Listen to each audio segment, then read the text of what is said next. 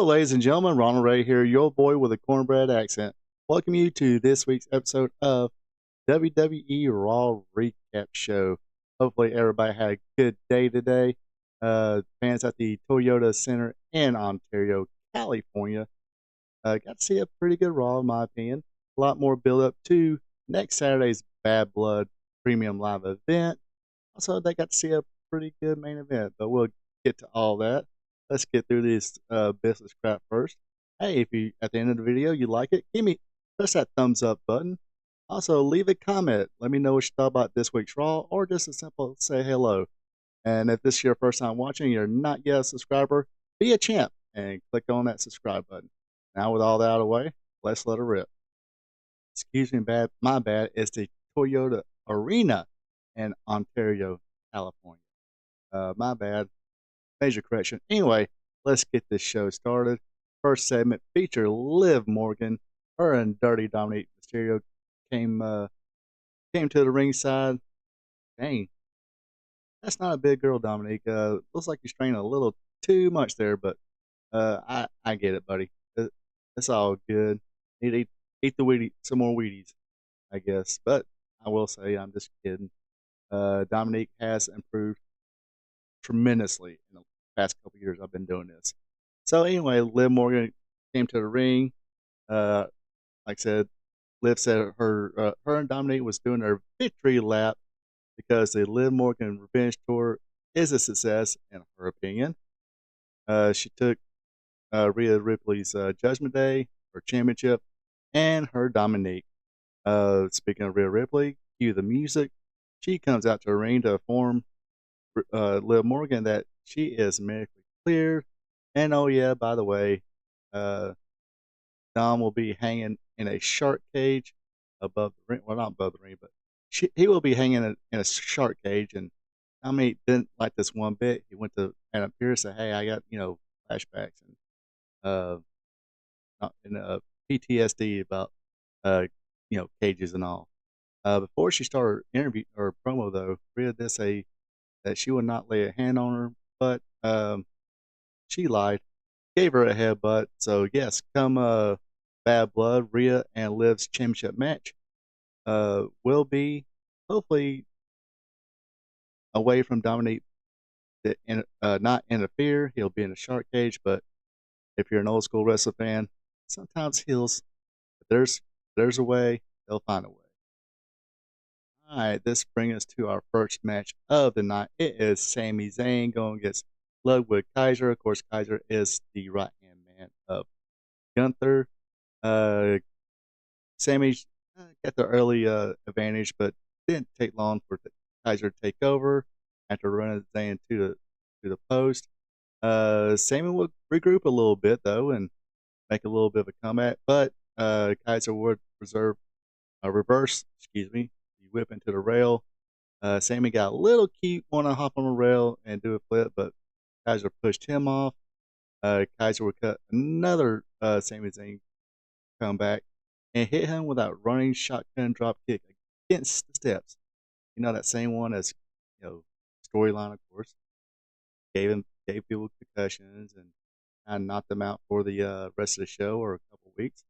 Yeah, that one. Anyway, it did take Sami Zayn 9 seconds to recoup. A little more back and forth. Sami Zayn went for a luva kick, but got that enziguri instead. That Kaiser has used as finishing move. Of course, Sami Zayn kicked out at 2. In the end, though, Zayn would hit his German suplex. The luva kick, 1, 2, 3. Sami Zayn wins. Out comes Gunther. He's not really too happy, but so it seems. He said, "Okay, Sami, I've seen enough." He said this is the right time and the right place to tell him no again about his Sami Zayn's challenge for a match for the World Heavyweight Championship. So good a little swerve there from Gunther. Hey, say what you say. I mean, I agree with Wade Barrett there. His character has a sense of humor. Anyway, let's go to next. Right, next up, we got a match with Dragon Lee versus Carlito. Of course, Dragon Lee trying to get some more, or trying to get some revenge on Carlito for costing him his chance at a WrestleMania match. Starts off with a shotgun drop kick and a dive from Dragon Lee. Uh, Dragon Lee kind of pretty much it was pretty much all his match. Carlito did make a slight comeback, hitting a big clothesline out of a corner, but Dragon Lee took back over. Looked like the Judgment Day was going to interfere, but that's when Rey Mysterio and the rest of LWO came out, even things out. Lee got the victory after a loop around reverse DDT. So there he got a little measure of revenge for the LWO, and a little personal revenge for himself, getting that victory over Carlito. Short match, it served its purpose. Well, this match was supposed to be Miz against Bronson Reed, but Braun Strowman came out and pretty much brawled with Reed. And they really went at each other. Freaking big boy Bronson Reed did a in between rope suicide dive onto the Miz and Braun Strowman, but uh, Miz was not too happy about Strowman getting involved, so he just swatted him out of the way. But they kept brawling. Security came in. They tossed him around, left and right. Looked like they was going for a big old superplex on the rope, and security again got had to talk him down from that. Finally, they did separate for a little bit this time, but next week on Raw, it has been signed. It will be Bronson Reed against Braun Strowman, last monster standing. Next up, we got Drew McIntyre came to the ring. Short little promo here, not too long. Basically, he promised to make Punk bleed a lot, and he will make Punk suffer and feel the pain he's never felt. Basically, he said Punk will, or McIntyre said he will break Punk permanently in this next Saturday's Hell in a Cell match, which I'm looking forward to. This, like I said, this is, if I said 100 times already, my favorite feud right now of all wrestling. All right, next up we have ladies tag team action. Io Sky and Kairi Sane, the Damage Control, going against the Unholy Union. And like I said, this is a very good match. Open up very good, very crisp offense from Damage Control. Dawn will hit a hot shot on Sane to get the upper hand. Finally got the tag in to Sky, and she comes in, cleans house, and again, I personally, as a fan, cannot put Io Sky over any more than I can, but she is definitely on her A game. I don't know I mean, she's always been good. There's sometimes they can't all be 5-star matches, but more likely if Io Sky's in that match, uh, she does stand out. Uh, in my opinion, right now, she is probably the best pound for pound female wrestler in the world right now. Well, at least nationwide between TNA, AEW, and WWE. Very good talent. Uh, they do get the victory after the over the moon moonsault. 1, 2, 3. So it looks like they might be getting the next crack of the tag team championship. There was a little backstage promo segment where uh, Bianca Belair and Jay Carhill kind of was talking down to, well, not talking down, but uh, Bianca saying, "Hey, you slipped on a banana peel. You got me on that one, but next time it's not going to be so great." Io said, "Hey, next time it's going to be for tag belts." Jay's like, "No, not today." But but it looks like that's what they're gearing up for. Should be a good match. And speaking of great female tag teams, um, I cannot put over an unholy alliance or unholy union any more than I can, or any better than anybody else. Don't see a lot of them people talking about them, but as far as a tag team, uh, hey, the triple threat match for the tag team belts they had in Berlin, better than usual match. The rematch with Bianca Belair and Jay Carhill, really good match. This match, really good match. What was the common denominator? Unholy Alliance. They have really done a good job here, and uh, especially as a good heel tag team, and they will like go in and like cut the other opponents off and stuff like that, and do the kind of like I said, the old school um, distracted referee, or while the referee's distracted, getting a couple of cheap shots here and there. So yeah, I'm becoming a huge fan now of the whole unholy union. All right, next up we got more tag team match, and we got the New Day going against the Creed Brothers. Of course, the Creed Brothers are in Chad Gable's new group, American Made. This match was made backstage. Little segment with the New Day talking. Uh, Kofi Kingston said, "Hey, look, apologize and stuff like that," but uh, he brought out some, the bootios and stuff like that, and they were just like, "No, look, you know, that stuff was all cool and we're winning, but now we're kind of slumped. We need to get that championship uh, picture again, win those championships, be winners again. Then maybe we go back to it. But right now we need to be more grounded." Uh, so Kofi's like, "All right, I'll let you quarterback this one." Pretty funny that somebody brought a big plate of pancakes, and Kobe, you know, waved them out the way before Woods seen it. But anyway, uh, New Day looked good in the beginning. Uh, Good double team. Uh, well, actually, Xavier Woods got hit one of the Creed brothers with a superplex. The other Creed brother hit Kofi with a superplex, but Creed brothers would take over on Xavier Woods. Good job here of blocking Xavier Woods again. Kind of that old school tag team style of kind of cutting them off before they hit that tag. Make the hot tag mean something. Uh, but he will finally get the tag into Kofi Kingston. He will clean house, hits the trouble paradise on Julius. Woods gets tagged in, but he gets distracted by Chad Gable. Woods brings Gable in the hard way and starts beating him down. Julius will hit Woods with a high knee. Brutus will take care of Kofi. Brutus bomb on Woods wins it for the Creed brothers. So, of course, Woods wasn't too happy about this, a little frustrated with himself. There was another little backstage segment after this where, like I said, Xavier was a little upset. Rey Mysterio and LWO came up and said, "Hey, we apologize for the miscommunication." And of course, Woods got upset again. It was because saying, "Hey, it's because of you guys. We didn't have gold right now." Yada yada yada. But a match was set up for Rey Mysterio versus Xavier Woods next week on Raw.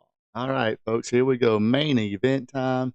And you can't have a main event without main event Jey Uso, but will he be able to actually earn that name, main event Jey Uso? We shall see. He goes against the Intercontinental Champion, Braun Breaker. Of course, this is for the Intercontinental Championship. Jay had an advantage to begin with, but Braun outpowered him. Its way to an offensive lead. Uh, there's one spot here where Braun hit a backbreaker, went for a cover, got off and did the push-ups like Uncle Scott Steiner. So did a really good job here telling the story. Braun being a little cocky here, just a little bit. Jey Uso made him regret it for a little bit, but Braun cut off his rally. Gorilla press power slam uh, for a 2 count. Jay rolls out of the ring. Uh, Braun would follow up with a spear. Uh, they got back in the ring for a little bit. Uh, Again, Jay was outside. Braun was going for that spear again, but ate a super kick. Um, then Jay was speared Braun Breaker through the barricade, throws him back in the ring, hits another spear. Then the Uso splash. 1, 2, 3. We have a new Intercontinental Champion, and that is main event Jey Uso. Pretty cool visual there. Pretty good match. I mean, Braun Breaker, man, he's business. He, he can have a good match. Jey Uso, he's gotten better as a singles competitor. But a little more on that later. Let's do some plugs here. Every Tuesday, I do a trivia show called Wrestling Trivia Tuesday, where I ask 5 questions, all dealing with sport of professional wrestling. So check that out. Share along, play along with friends. Got like 99 episodes of this, so check it out. Have some fun. And of course, today you're seeing the this week's WWE Raw recap show. Of course, next week's Raw is going to be the go home show before Bad Blood Premium Live event. So definitely be talking about that. Also, I do an AEW Dynamite recap. Usually try and have that by Thursdays. Of course, this week's Dynamite is the Grand Slam, so it will be the Grand Slam Dynamite recap. Should be should be interesting.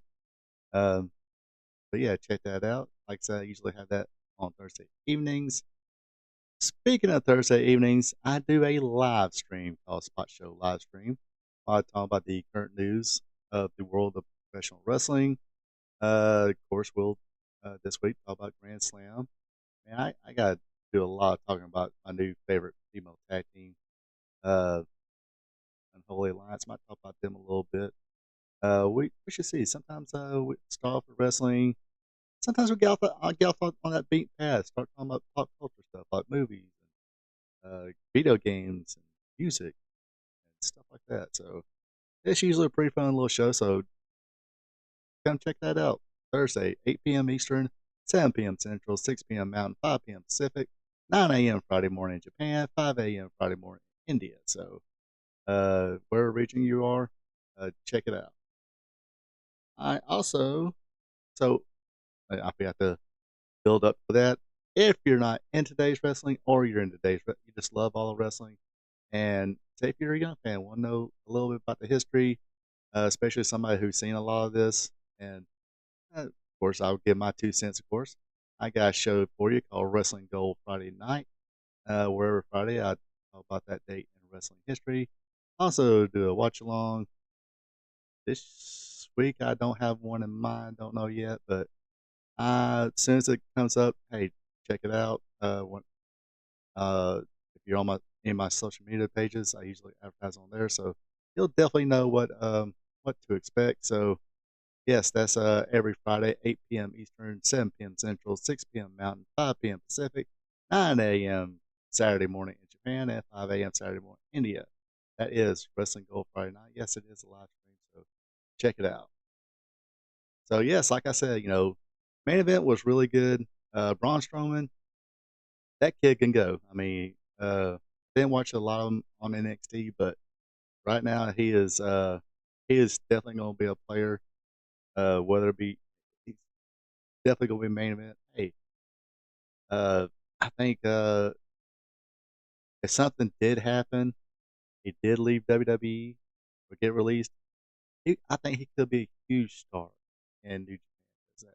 That snug, stiff. Plus, he's the son of a Steiner or son of Rick Steiner, and the Steiner brothers were over in Japan. So, I think he'll fit that. Uh, he'll fit that style pretty well. Um, but Jey Uso, I keep saying, he keeps him, especially as the singles. He was not that good as a singles to begin with. Of course, Usos were a great tag team, no denying that. But Jey has improved greatly as a singles wrestler and had been having really good matches. And this was a damn good match. Glad I did gave him the belt this time. I was kind of hoping that he'd be the one to end Guthrum streak, but uh, wishing another, shit another, see which one's heavier. But this is a good match. But like I said, uh, I'll say it again: the Unholy Union uh, has definitely won me over as far as female tag teams. Hopefully, they're still in the hunt. Hopefully, they get those belts back, and I don't know who's going to be the baby face or heel. I mean, I was kind of looking for some Jade Cargill, Bianca Belair against Shayna Baszler, Zoe Stark matches. Those should be good too. Uh, this the Unholy Line or Union, I keep wanting, but they have definitely won me over. Anyway, that does for this week's WWE Raw recap show. Hope you folks enjoy. Like I said, uh, click on that thumbs up, leave a comment. If this is your first time watching, be a champ. hit that subscribe button. Until next time, you folks have a good one. Take it easy. Hey there, thank you for checking this out. If you enjoyed it, share with friends, drop a like button, leave a comment. Also, be a champ and hit that subscribe button. You can also check me out on social media, Facebook at Ronald Ray, on X or Twitter is RPATRPTV46. Until next time. So long from the peach state of Georgia.